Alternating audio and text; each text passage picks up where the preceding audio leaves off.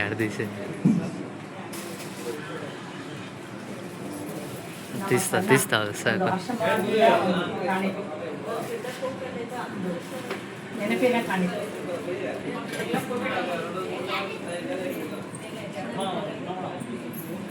ಹಾಗೆ ನಿಂತ್ಕೊಳ್ಳಿ ಮಮ್ಮಿ.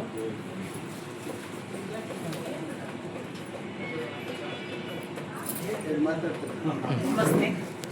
ನಾನು ಈ ದಿನ ವಸಲಿ ಆಶ್ರಮದಿಂದ ನಮ್ಮ ಒಂದು ಮಂಡ್ಯದಿಂದ ಬಂದಿದ್ದಾರೆ ನಮ್ಮ ಲೋಕೇಶ್ ಜಿ ಮತ್ತು ಅಣ್ಣವರಿಬ್ಬರು.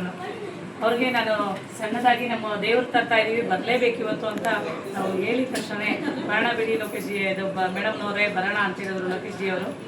ಅದೇ ಥರ ನಮ್ಮ ಅಣ್ಣವರು ಇವತ್ತು ಬೆಳಗ್ಗೆ ಬಿಡ್ತಾ ಇದ್ದೀವಿ, ನಾವು ಬರ್ತಾ ಇದ್ದೀವಿ ಅಂತ ಹೇಳಿದ್ರು. ತುಂಬಾ ಧನ್ಯವಾದಗಳು. ತುಂಬ ಖುಷಿ ಆಯ್ತು ನೋಡ್ರೆ, ನಿಮ್ಮೆಲ್ಲರ ಆಶೀರ್ವಾದ ನಮಗಿರಲಿ.